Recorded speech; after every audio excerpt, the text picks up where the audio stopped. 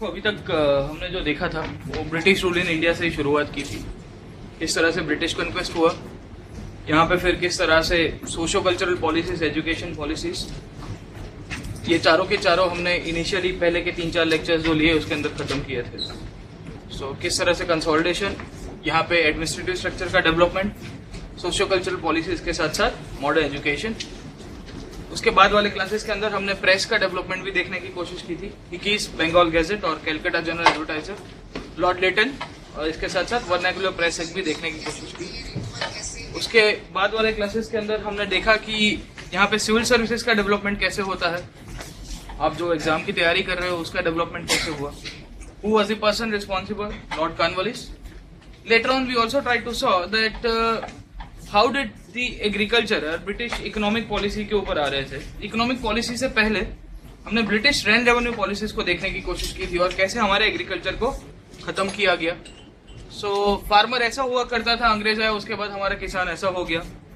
उसके साथ साथ हमने 2-3-4 सिस्टम्स देखे थे जो सेटलमेंट्स बोलते हैं, land revenue settlement, ryotwari, mahalwari, जमींदारी सेटलमेंट, परमानेंट सेटलमेंट, अलग अलग नाम थे। What were the reasons responsible behind, factors responsible behind this land revenue settlement, वो भी देखे थे कि स्लो कन्क्वेस्ट था, इसके साथ साथ हिस्टोरिकल एक्सपीरियंसेस ऐसे थे अंग्रेजों के, इसके साथ साथ और भी 2-3 मुद्दे थे, लोकल सिचुएशंस मैटर कर रही थी, ज्योग्राफी मैटर कर रही थी। इसके कारण इन्होंने अलग अलग पॉलिसीज अलग अलग टाइम के ऊपर डेवलप कराई। इसके साथ साथ हमने ये भी देखा था कि या किस तरह से इम्प्लीकेशंस, ये किस तरह से अफेक्ट कर रहा है इंडिया की सोसाइटी को, इंडिया के एग्रीकल्चर को particularly. So Indian agriculture was transform, इसके लिए कहते हैं कैपिटलिस्ट ट्रांसफॉर्मेशन। पूरा पूंजीवाद की तरफ हमारा खेती चला गया, खेती को बिजनेस के तौर पे देखा जा रहा था।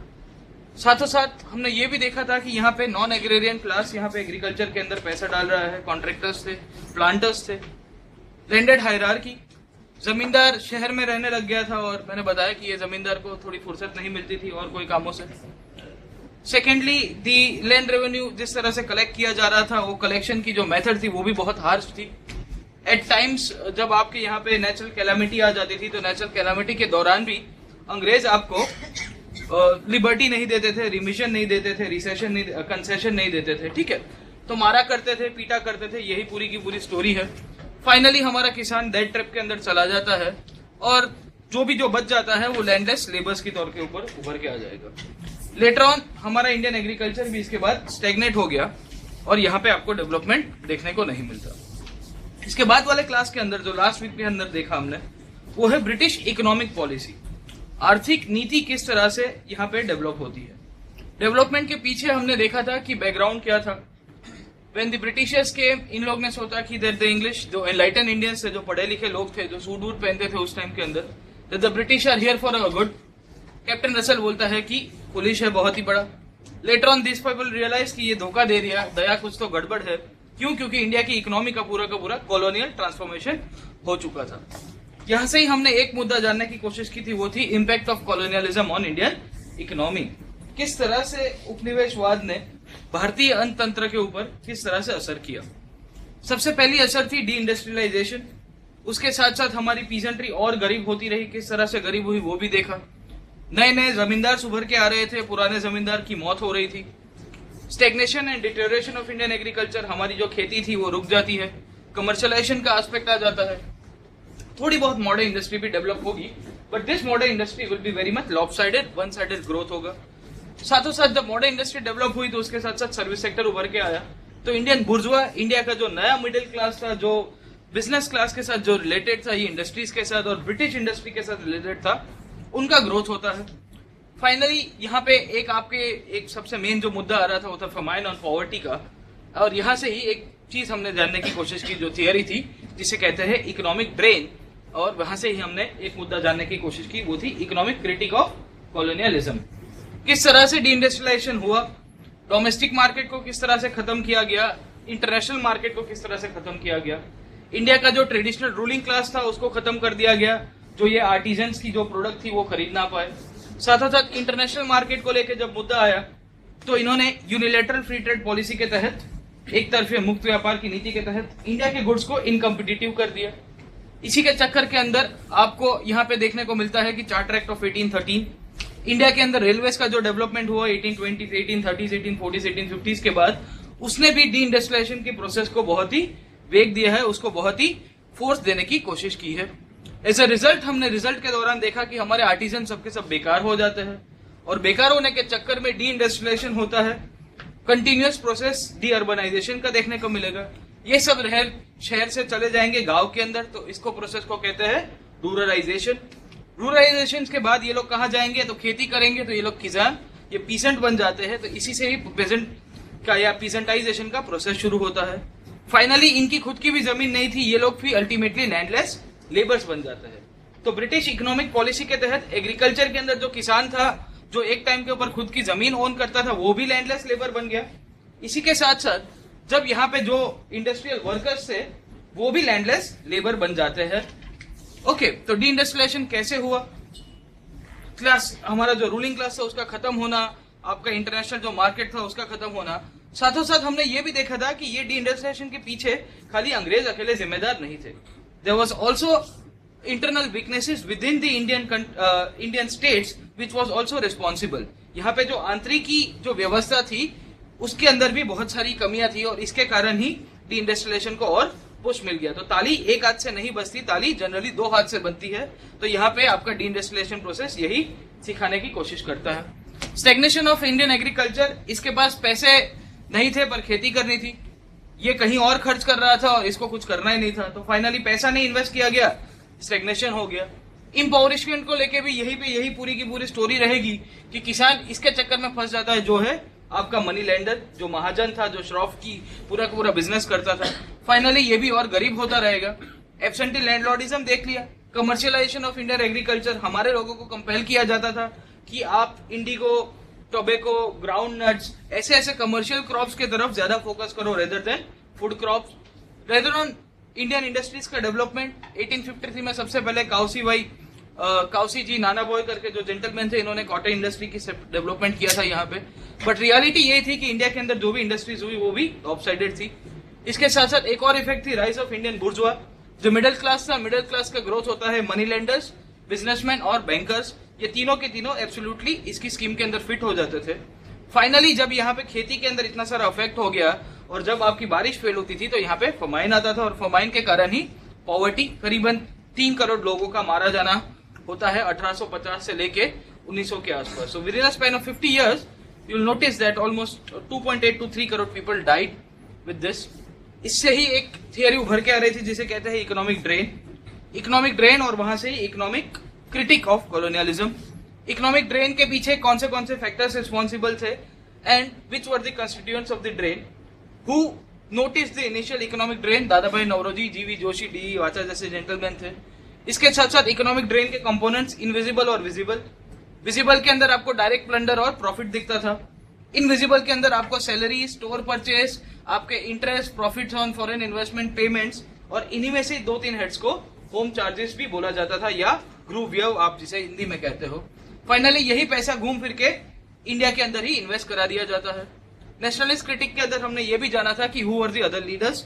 गोपाल कृष्ण गोखले, सुब्रमण्यम अय्यर, पृथ्वीचंद्र रे, जीवी जोशी, सुरेंद्रनाथ बैनर्जी, भोलानाथ चंद्र जैसे जेंटलमैन थे। इनके पीछे हमने कौन से मेन विचारक थे वो भी हमने जानने की कोशिश की थी। वो आरसी दत्त थे, एमजी रानाडे एंड दादाभाई नौरोजी, जो मेन क्रिटिक हुआ करते थे। यहां से ही आपका जो पहला मुद्दा है वो है इकोनॉमिक पॉलिसी, वो खत्म। उसके बाद से ही इसका ही एक थियोरिटिकल अप्रोच हम लोग देखेंगे जिसे कहते हैं स्टेजेस ऑफ कॉलोनियलिज्म। उपनिवेशवाद भारत के अंदर जो आता है, किस तरह से उपनिवेशीकरण का जो सिस्टम शुरू हुआ, वो ग्रेजुअल स्टेजेस के तहत होता है। जैसे हमने पॉलिटिकल कन्क्वेस्ट के अंदर देखा कि वो ग्रेजुअल था, it was a very slow conquest, और वो स्लो कन्क्वेस्ट के तहत कभी कभी लड़ाई की थी और कभी कभी इन्होंने ट्रीटीज की थी। उसी दौरान आपको ये चीज जानने को मिलेगी कि यहाँ पे जो उपनिवेशीकरण का जो प्रोसेस शुरू होता है कॉलोनियलिज्म का, तो ये कॉलोनियलिज्म का प्रोसेस 3 जनरली फेजेस के अंदर डिवाइड किया जाता है। Okay, so stages of colonialism, Bharat के अंदर अंग्रेज किस तरह से अपना अड्डा जमाते हैं इकोनॉमिक एस्पेक्ट के पॉइंट ऑफ व्यू से, उस जानने की जो सबसे पहली जो थियरी इन्होंने प्रपोन की थी वो थे आर पारमेदल। आरपी दत्त कहते हैं, मार्क्सिस्ट हिस्टोरियन है, and he identifies the stages कि यहाँ पे इंडिया के अंदर ये कॉलोनियलिज्म का जो फेज शुरू हुआ वो 3 फेजेस के अंदर था।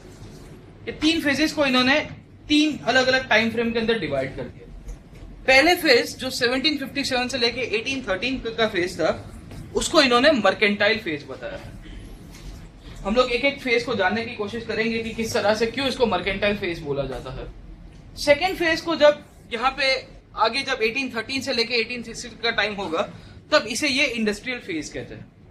एंड फाइनली 1860 से लेके जो 1940s 1950s तक जब हमको आजादी मिली 1947 टू बी प्रिसाइज तब फाइनेंशियल फेज कहा। अब देखिए कि इसके पहले वाले क्लासेस के अंदर हमने सोशियो कल्चरल पॉलिसी को थोड़ा बहुत जानने की कोशिश की। उसमें भी फेजेस हुआ करते थे, एक था एंग्लिसिस्ट अप्रोच और एक था ओरिएंटलिस्टिक अप्रोच। सेम उसी के दौरान उसके भी 3-4 फेजेस थे। Can you notice this thing, the phases are the same, the timeline is the same. The timeline in the Anglicist approach was from 1760 till 1813 the British never interfered into the social aspect of the Indian the princely states and the British India। यहाँ पे भी ये देखने को मिलता है कि ये पूरे के पूरे स्टेट्स के अंदर यहाँ पे जो फेज होगा जो मर्केंटाइल फेज क्यों कहते हैं। ओके, तो एक एक करके फेजेस को जानेंगे किस तरह से कौन से फेजेस के अंदर कौन सा डेवलपमेंट आया और हमने जो अभी तक पढ़ा था उसी का ही एक कंसोलिडेशन करके हम लोग ये कॉलोनियलिज्म के पॉइंट ऑफ व्यू से देखने की कोशिश कर रहे हैं। सो इसके अंदर कुछ नया नहीं होगा, बट आपने जो हमने पुराने क्लासेस के अंदर जो इकोनॉमिक एस्पेक्ट के अंदर पढ़ा, जो थोड़ा बहुत पॉलिटिकल एस्पेक्ट के अंदर पढ़ा, उसी का ही पूरा का पूरा एक अच्छा खासा पैकेज बना के रेडी होता है। First phase is known as mercantile phase. 1715 से लेके 1813 तक का पूरा यहाँ पे टाइम फ्रेम आपको देखने को मिलेगा। So generally this phase commence with the British rule in India from 1757 onwards. 1757 से ही ये फेज की शुरुआत हो जाती है भारत के अंदर और यहाँ से ही आपको ये देखने को मिलेगा कि किस तरह से ये लोग यहाँ पे राज करना शुरू करते हैं। अब आप देखिए कि from 1757 there objective was only one thing and that thing was monopoly in trade. जितना हम लोग यहाँ पे ट्रेडिंग करेंगे और ट्रेडिंग के बाद यहाँ पे जो भी थोड़ी बहुत लड़ाई करके डायरेक्ट प्लंडर कर देंगे, सीधी लूटपाट के तहत जो भी पैसा कमाएंगे उसके पीछे ही कंपनी फॉलो करेगी। अब आप देखिए कि 1757 से लेके 1813 के आसपास तक आते आते कंपनी का पॉलिटिकल कंसोलिडेशन पूरी तरह से होता है। If you notice the wars you will realise कि अभी तो मराठास भी नहीं कब्जे में हुए थे, 1813 का टाइम था। So by this time when the company जिस तरह से यहाँ पे शासन कर रही थी अपना ब्रिटिश पार्लियामेंट के दूरी संचार से ही पीछे, तो ये चीज देखने को मिलती है कि कंपनी ज्यादा मोनोपोलाइज करेगी। It wanted to secure its trading and commercial interest by focusing on 2 things, और वो 2 चीज थी आपके जो यूरोपियन पावर से उनको एलिमिनेट कर दो और यहाँ पे जो नेटिव स्टेट्स थे उनको भी एलिमिनेट कर दो। अब आप देखिए कि यहाँ पे जो नेटिव स्टेट्स को एलिमिनेट किया गया था वो चाहे मैसूर स्टेट हो या आपके मराठास हो या इसके पहले के जो यूरोपियन पावर्स जो भी थोड़े बहुत बच गए थे, उन सब का खात्मा ये मर्केंटाइल फेज के तहत होता है। क्यों? क्योंकि कंपनी मर्चेंट कंपनी के तौर पे यहाँ पे आई थी, तो यहाँ पे जब आती है और यहाँ पे देखती है कि हमारी ट्रेडिंग प्रैक्टिसेस को अफेक्ट कर रहा है, हमारे व्यापार को कोई असर कर रहा है, तो उनको पसंद नहीं आता। सो इसके कारण जो चीज जो ऑब्स्ट्रक्ट कर रही थी उनको एलिमिनेट कर दिया जाता है। साथों साथ the company also strengthen the trade through charter and rights issued by the British government. Continuously इनको चार्टर्स मिलते रहे हैं, तो एक साइड पे कंपनी का पॉलिटिकल होल्ड ज्यादा मेंटेन रहेगा और साथों साथ अपने ट्रेडिंग को भी ये मेंटेन करने की कोशिश करते रहेंगे। नाउ यू ट्राई टू सी कि ये ब्रिटिश कन्क्वेस्ट हुआ, उसको इकोनॉमिक एस्पेक्ट के साथ आप जोड़ोगे तो ये चीज आपको पता चलती है कि European powers Indian princes states को मर्केंटाइल फेज के अंदर ही खत्म कर दिया गया था। When you try to superimpose the political conquest with the economic conquest, तो आपको ये चीज जानने को मिलती है कि ये पूरे के पूरे जो ऑब्जेक्टिव्स थे वो सही तरह से कंपनी फॉलो कर रही है। Later on the company created a base for direct plunder by way of establishing the political control over Indian territories, और यहाँ पे ज्यादा कुछ मेजर चेंज नहीं करेगी एग्जिस्टिंग सिस्टम के अंदर। दे मेक श्योर कि यहाँ पे हम लोग जितना जैसे सोशल एस्पेक्ट के अंदर देखा ना हमने, in the social aspect from till 1813 और till 1800s the company never interfere into the society of India. Warren Hastings क्या बोलता है कि that the Indian people are suppose to be governed by their own customs. Bharat के लोगों के ऊपर अगर आपको राज करना है तो उनके रीत रिवाजों के हिसाब से ही आप राज करो, ज्यादा कुछ मेजर चेंजेस ना करो। मुद्दा यही था कि यहाँ पे भी इनको डायरेक्टली जितना पैसा अर्न कर सके उतना पैसा अर्न कर रहे थे, साथों साथ अपना पॉलिटिकल बेस को और स्ट्रॉन्ग करने के लिए उसको और कंसोलिडेट करने के पीछे की पूरी इनकी साजिश थी, और साजिश के तहत ही ये चीज को आइडेंटिफाई किया जाता है आर पालमे दत्त के द्वारा। So first phase commenced from 1757 और 1813 तक आते आते ये फेज यहाँ पे खत्म होगा। इसके बाद सेकेंड फेज जो है, सेकेंड फेज को इंडस्ट्रियल फेज कहते हैं। As a name suggest, industrial phase का मतलब यह है कि यहाँ पे इंडस्ट्रियलाइजेशन की शुरुआत होती है। पर इंडस्ट्रियलाइजेशन की शुरुआत कहाँ होगी, इंडिया में कि इंग्लैंड में? इंग्लैंड के अंदर, क्योंकि आप देखिए कि इंग्लैंड के अंदर इंडस्ट्रियल रिवॉल्यूशन बैकग्राउंड के अंदर हो रहा था।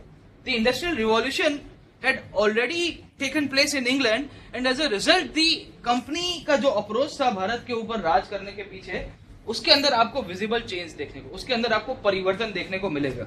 Industrial revolution taking place in England, यहाँ पे औद्योगिक क्रांति हो रही है इंग्लैंड के अंदर, and as a result a demand for raw materials raw material की पूरी नीड खड़ी हो रही थी, क्योंकि इंग्लैंड के अंदर आप सीमित थे ना, कितने रिसोर्सेस लेके आओगे? रिसोर्सेस लाने के पीछे भी आपके पास जगह तो होनी चाहिए। England is an island country, तो जहां जहां कॉलोनीज हुआ करती थी, जहां जहां अपना थोड़ा बहुत पॉलिटिकल होल्ड था, वहां पे ये लोग पूरा का पूरा अड्डा जमाने की कोशिश करेंगे।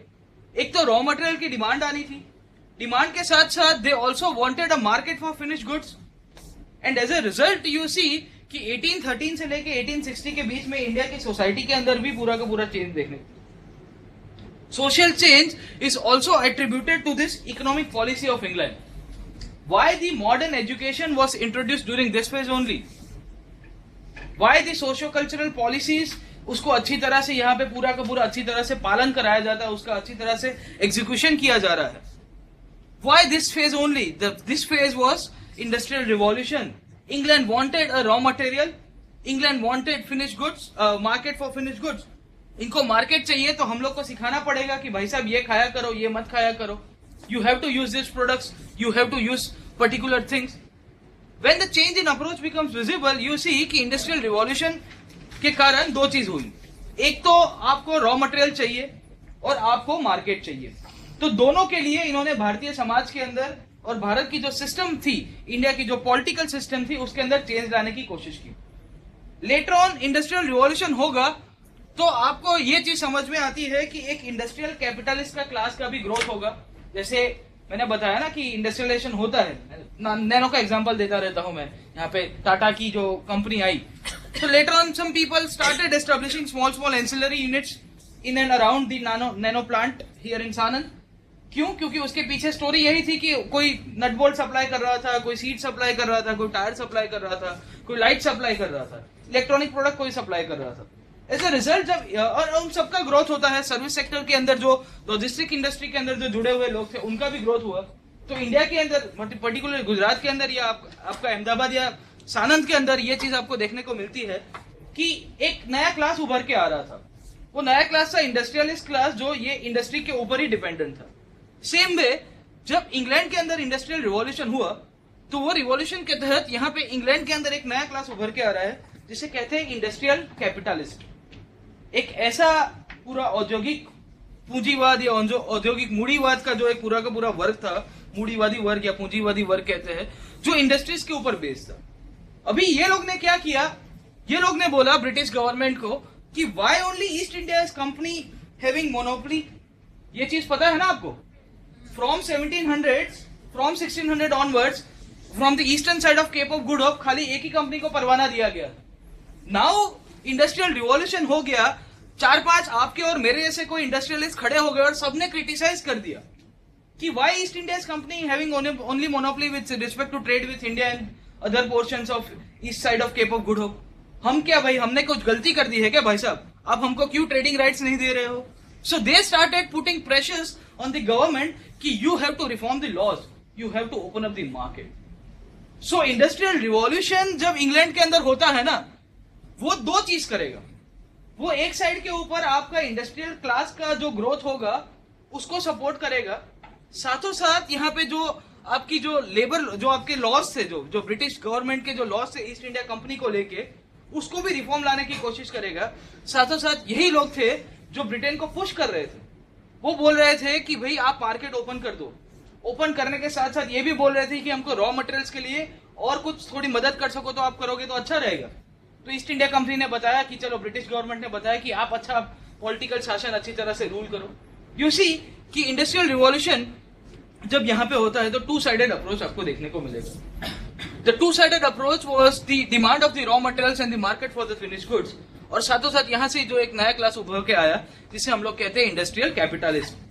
यहाँ पे ब्रिटेन की सरकार को जरूरत हो गई थी कि यहाँ पे रॉ मटेरियल्स, आपका जो पूरा का पूरा कच्चा माल है, उसकी किस तरह से आपके स्रोत मिल सकते हैं ज्यादा से ज्यादा, उसकी आपूर्ति कैसे कर पाओगे। साथों साथ यहाँ पे जो आपका पूरा का पूरा जो बाजार था जो बन के आएगा इंग्लैंड के अंदर से, जो सामान बन के आएगा, जो पूरा का पूरा फिनिश्ड प्रोडक्ट्स, उसको भी कैसे फुलफिल करोगे। दूसरे इंडस्ट्रियल कैपिटलिस्ट का जो क्लास था, they showed critical attitudes towards the east India companies monopoly.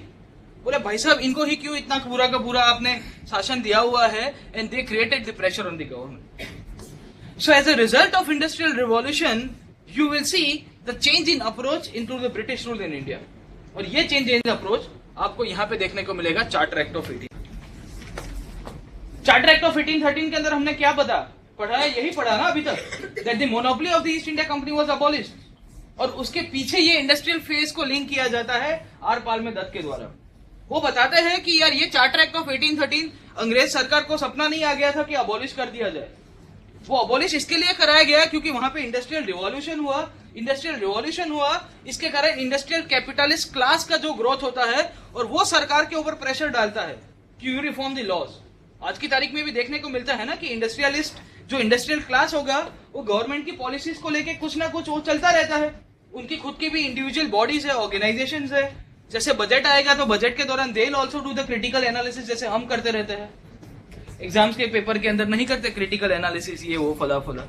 So charter act of 1813 was the first step towards the free trade, and then effort was made towards establishing India as a great source of raw material and huge market for manufactured goods. इसके लिए ही इसको industrial phase बोला जाता है, and this thing was identified. बोले charter act of 1813 आया तो आया, हवा में से नहीं आया।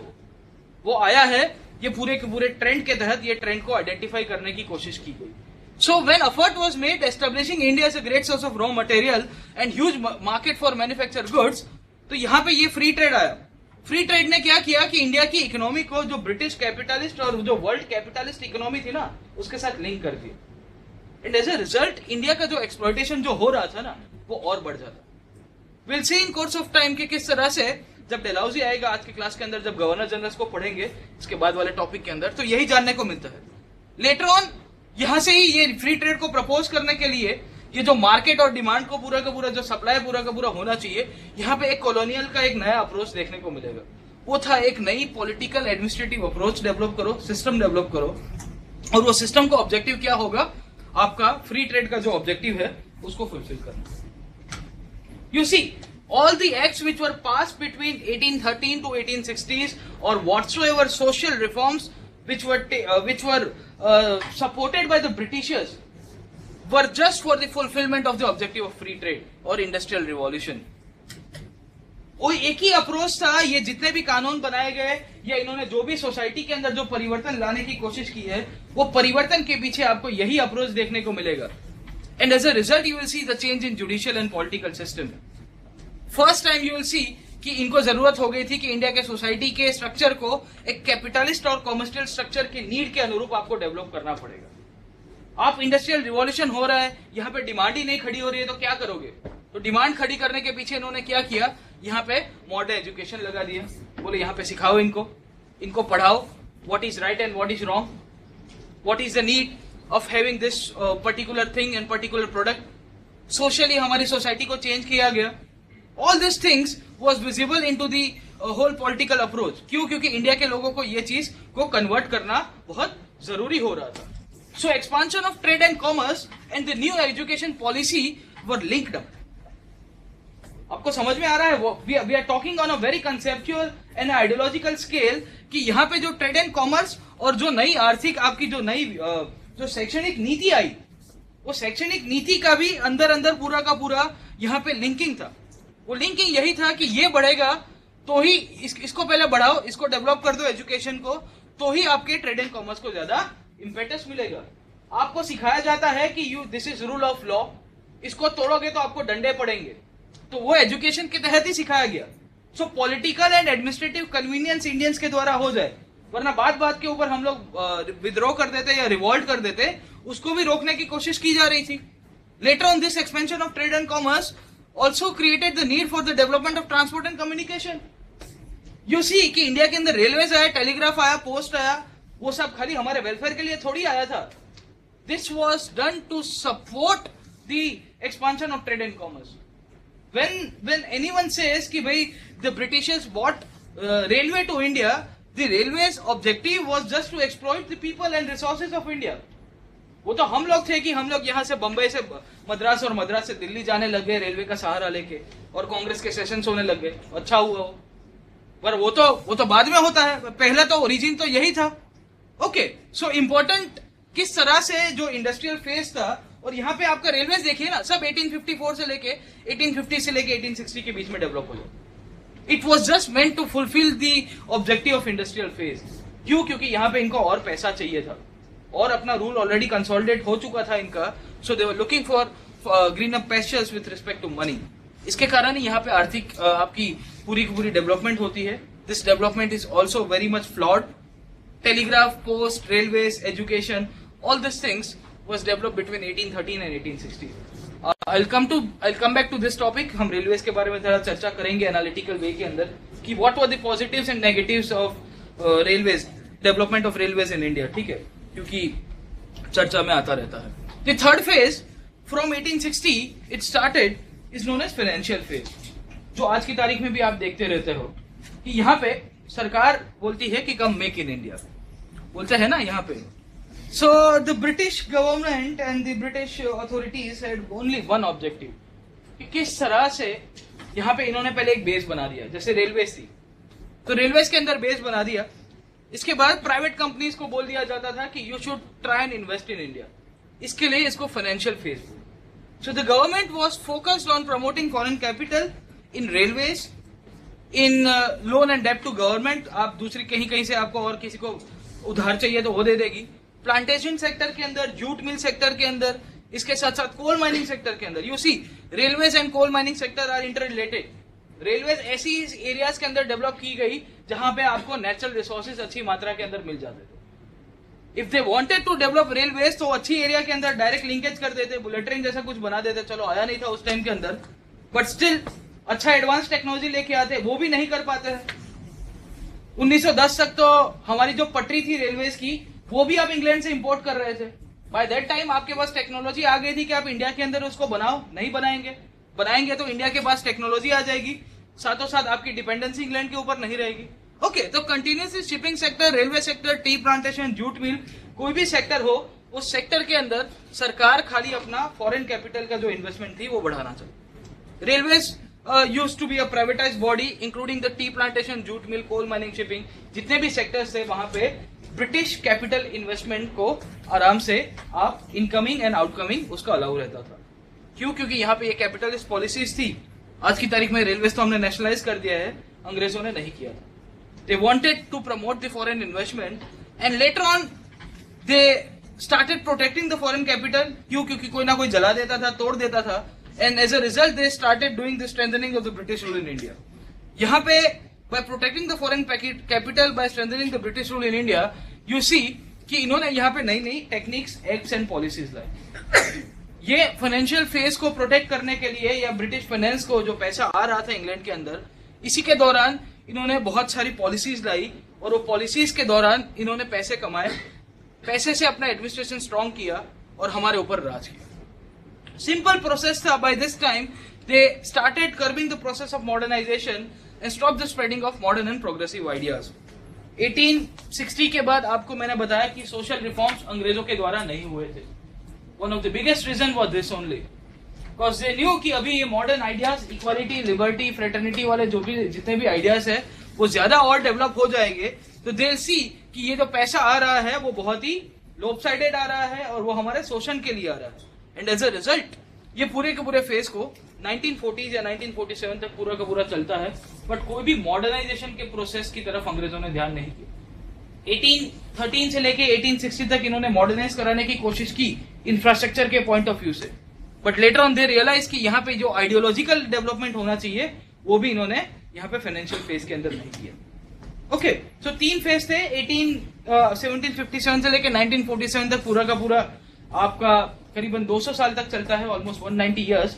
And with in the span of 190 years किस तरह से उपनिवेशवाद या उपनिवेशीकरण भारत के अंदर अपना अड्डा जमाता है, उसी का ही स्टडी आर-पार में दत्त ने किया था, और मेंस के अंदर कहीं ना कहीं से आपका क्वेश्चंस बनते रहते हैं। इसके बाद वाला हम लोग जो टॉपिक कर रहे हैं आज अभी, वो है गवर्नर जनरल्स।